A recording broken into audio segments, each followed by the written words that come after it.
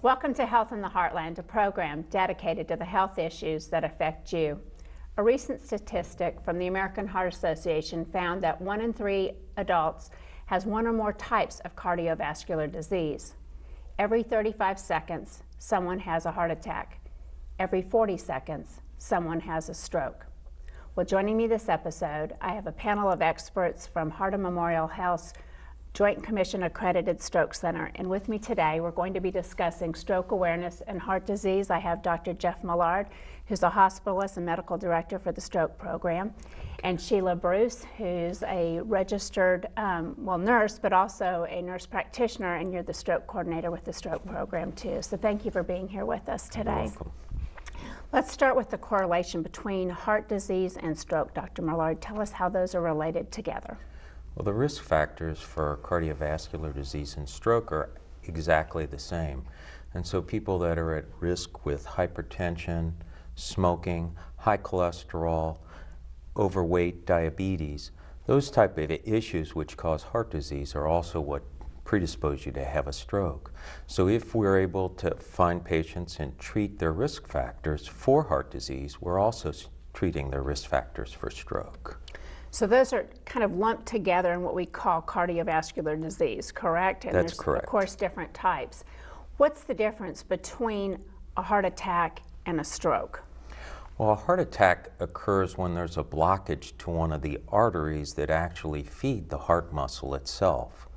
A stroke, and there's two types of stroke, what we call a blockage stroke, which in fancy words is an ischemic stroke, or a bleeding stroke, which is called hemorrhagic stroke. The blockage strokes or ischemic stroke are caused by a blockage in one of the vessels that feeds the brain itself.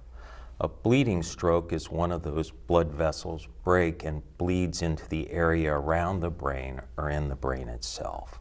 So they're correlated mostly because of the blockage portion of it. So let's summarize. Actually, heart disease is the leading cause of death for both men and women, and stroke is the, I think, third leading cause of death in the United States. So very scary statistics, so we need to take a look at our own personal risk factors and what we can do, I think, to take better care of ourselves and be aware of signs and symptoms. And on that note, Sheila, if someone was coming to the emergency department, what would they exhibit as far as stroke warning signs and symptoms? Well, there can be several types of warning signs, but the first thing a lot of people notice is weakness. Maybe on one side of the body, it may be just an arm, maybe a leg, facial weakness, or where their face is kind of drooping. Speech many times is affected. They're slurring their words, which is not normal for that person. They're having trouble getting their words out. They can't tell you the right answer to questions. Sometimes it'll be something like a headache. People will describe a bleeding stroke, a hemorrhagic stroke, as like the worst type headache they've ever had in their life. Their balance may be affected, their walking. They may, be dizzy and pass out, things like that too. So there's several different types of symptoms, but it's that you notice this change. And it's real important that we find out when this change is first noticed, what we call our last known well, because that's going to be very important when we start looking at treatments for stroke. Well, another statistic to throw that out is over, I think, 700,000 individuals have devastating effects of a stroke. So how rapidly do they need to be sought and get to the emergency department? The sooner the better. In the old days we used to say time is muscle with the heart, which is still true. And there's all these things that we can do to get blood supply to the heart. Well, the same it is the same with the brain and with strokes, because the brain needs the blood supply to be brought back to it if there's any type of blockage. So we tell people, as soon as you notice these symptoms, you need to call 911. Don't wait around. You need to get in so we can go ahead and start looking at treatment options to prevent permanent damage.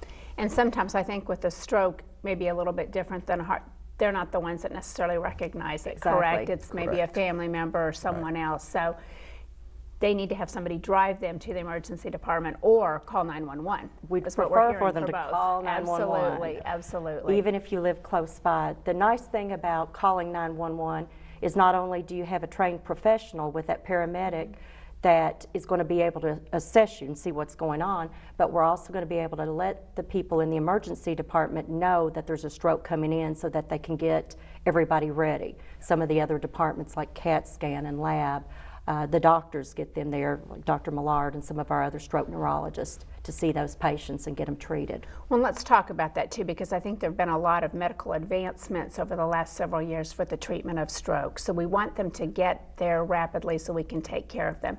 And that goes back to maybe the differentiation between the two different types of stroke. Dr. Millard, speak to us on the treatment there. That's correct. The first thing that happens, of course, is when the EMS picks up a patient, they're going to radio into the emergency room and tell them that they have what's called a stroke alert. Stroke alert's going to prepare all the different departments in the emergency room and in the hospital that a patient's coming in with the possibility of a stroke. The first thing that will happen is obviously they'll be met by a nurse and then a physician, and quickly their vitals will be taken. And then if they're stable enough, they'll be sent right to CAT scan. And in CAT scan, we're going to try to differentiate right away, is this a hemorrhagic stroke or a bleeding stroke? Or is it a blockage stroke, an ischemic stroke? And then they'll enter two different pathways.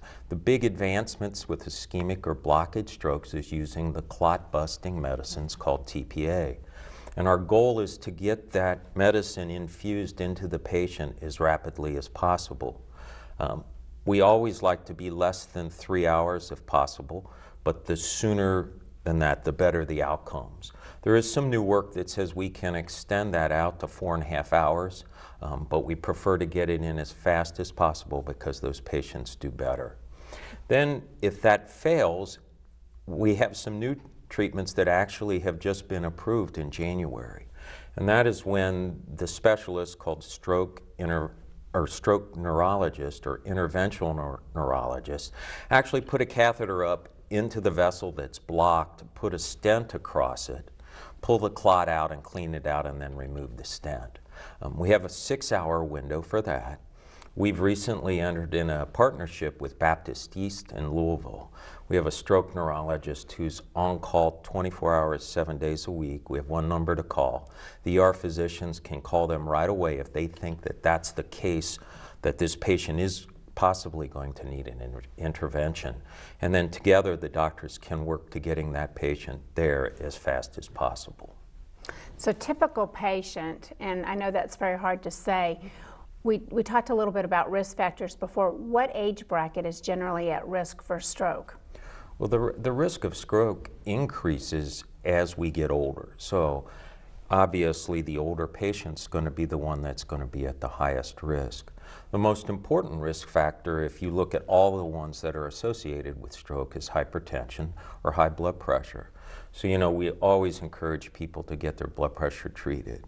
The second risk factor in correlation with stroke would be smoking, and obviously in Kentucky we have the highest smoking rate in the nation. So, one of Sheila's and my goals is to work on risk factor control and prevention of stroke.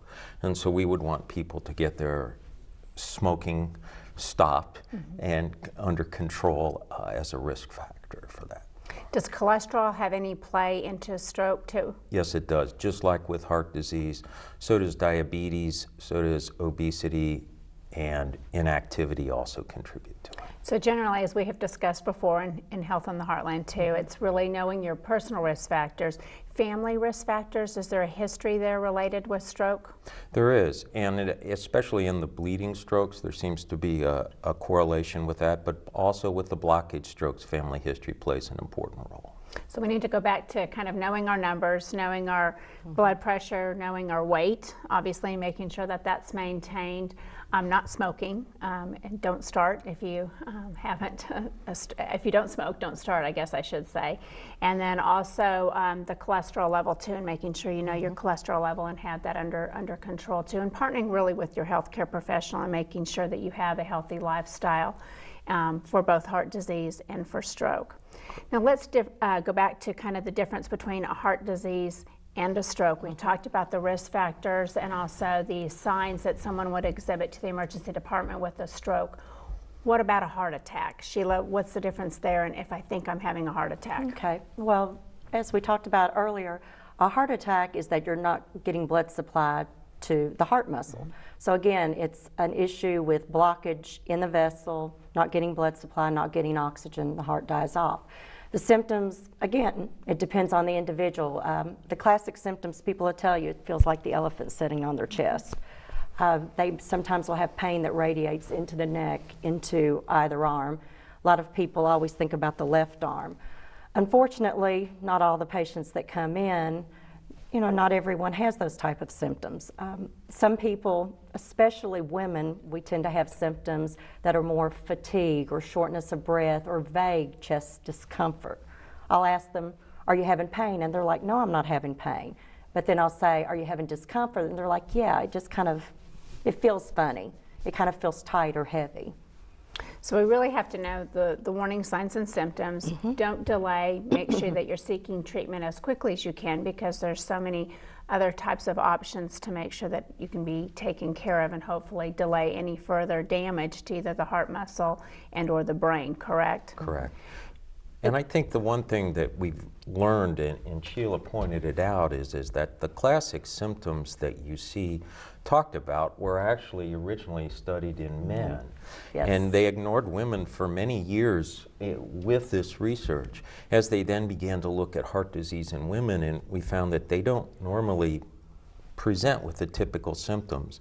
Another thing, that they'll have epigastric pain, nausea, maybe some vomiting, things like that. So I think that with the women, we want to be much more suspicious that their symptoms may be related to heart disease and not be the typical symptoms that you hear advertised. Now, stroke affects our body a little bit differently than heart disease, and there can be the after effects that, because the brain has so much control, kind of the epicenter of our body, kind of like a computer with, you know, making sure that we have all those functions working. That's what our brain does with our whole body. So unfortunately, there can be some devastating effects that a person is left with after a stroke. Sheila, tell us a little bit about what happens with the stroke. Well, with a stroke, it's going to depend on what part of the brain's affected. You know, we have parts of the brain that affect movement. We have parts of the brain that affect things like balance. We have parts of the brain reasoning, things with our speech, which is one that a lot of people have seen. You know, their family members had a stroke and they can't talk to me anymore. Their words are garbled, you know, baby talk. Unfortunately, with stroke, the disability, the after effects many times are what we see. You know, they survive the stroke, but they're never the same. And that's where, again, going back and getting early treatment, you know, recognizing we're having a stroke, getting that early treatment hopefully will minimize that permanent disability. There's lots of processes that we have in place. Once we get a patient to a stroke center like Hardin Memorial is, we have them not only seen by the nurse, but we're going to do patient triggers, and that means that we'll have things like physical therapy and speech therapy and occupational therapy see those patients. And they'll typically see them within the first 24 hours they're there, as long as that person is stable, because we can start working to kind of retrain the brain. Swallowing is a very, very important thing that our speech therapists look at. You know, one of the biggest complications we have after strokes is that we develop things like aspiration pneumonia, which means where we can't swallow correctly and food or liquids end up down in our lungs instead of going down into our stomach. So we want to make sure that as soon as these people come in that they're able to swallow and that we can start giving them liquids. Otherwise, we start working on exercises to help strengthen those muscles again. So the complications, you're talking about the swallowing, the speech, the talking, also really activities of daily living depending upon the paralysis of definitely. Which side of the body, and the individual really learning how to eat again, dress and care for themselves. And that's why I heard you say the team approach really with occupational therapy, physical therapy, and making sure that that patient is getting the care that they need to retrain that brain, even to be able to walk again, if that's a possibility too. And I think that that's one of the new things that we've learned is, in the past we thought that once you had a stroke that we couldn't really retrain your brain. And we now know that that's not true. and that through this therapy that you can do both at the hospital and then post-discharge, many of our patients will go to an acute rehab hospital or a subacute center to continue their rehabilitation. But one of the things that I think is important to point out is our whole goal in the treatment of stroke is to try to limit those disabilities that you have after a stroke. And that's why coming to the emergency room early and getting these new treatments is so important. It's because we know if you get those treatments early, your chances of being able to live independently, which is everyone's goal, of course, is much higher. Absolutely. So we're really looking at the prevention to begin with, but then if something does happen or you think you might have the signs and symptoms, really seeking that medical treatment as quickly as you can to do the prevention of any further damage. Correct. You're exactly right. Very good points. Now, how is a stroke diagnosed, Dr. Millard? Well, obviously, initially, people will present with some symptoms, so we'll take a history, and they'll tell us, well, we have weakness or something like that.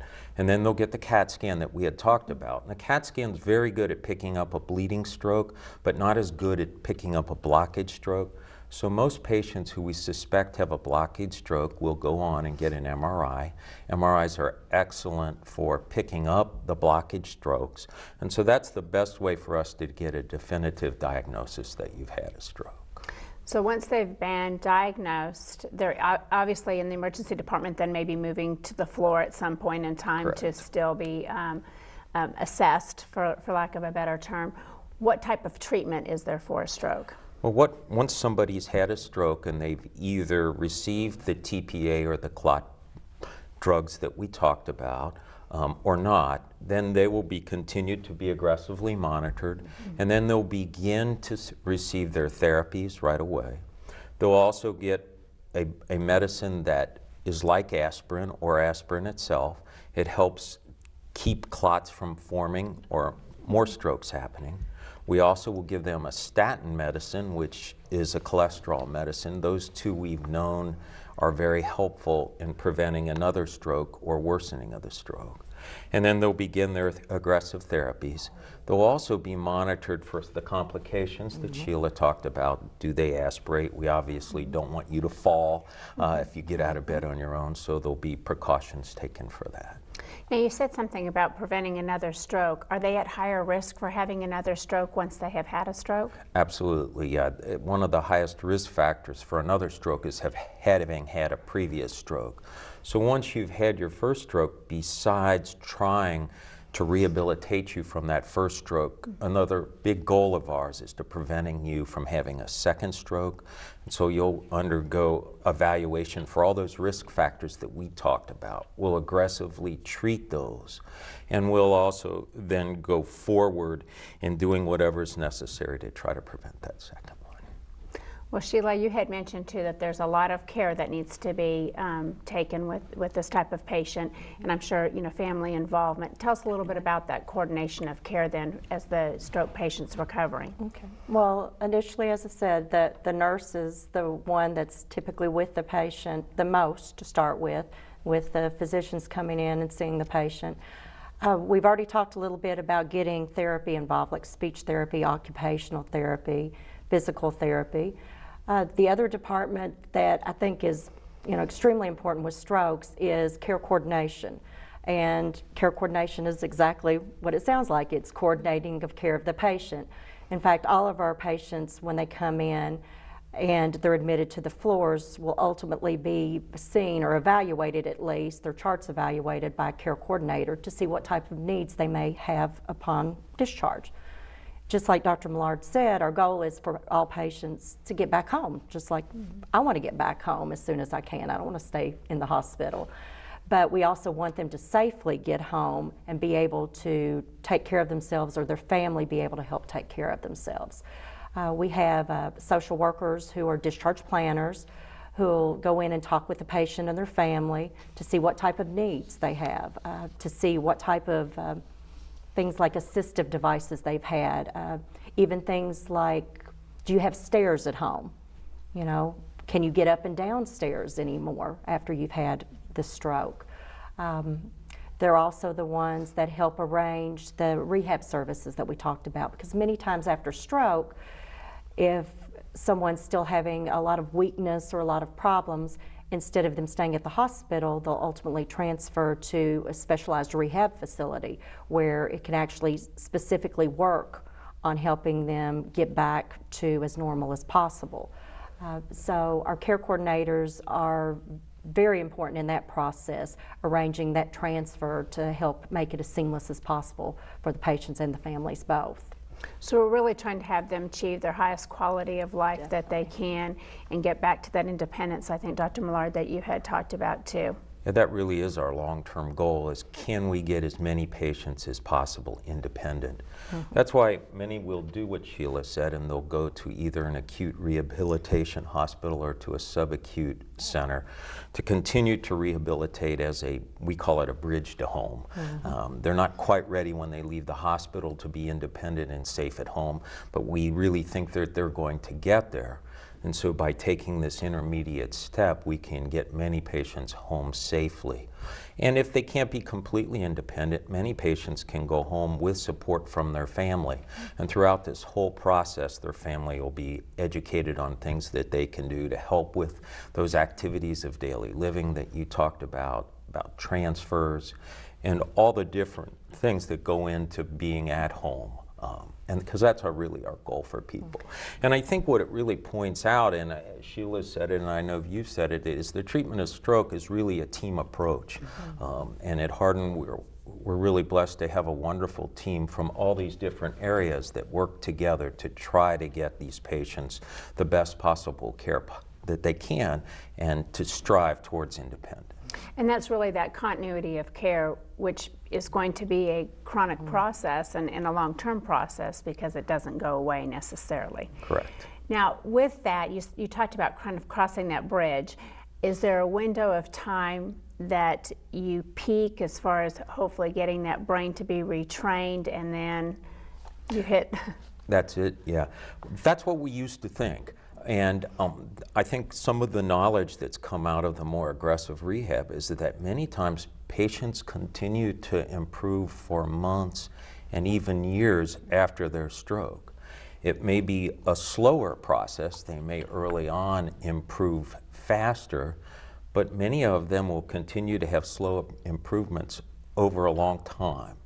One of the things that a lot of families do is they will learn some of the therapy things from the therapist, and they'll continue that therapy at home once or twice a day. And I think that makes a big difference in the long-term outcome for these patients. So we continue to try to be positive, and we do see improvements for many, many months afterwards.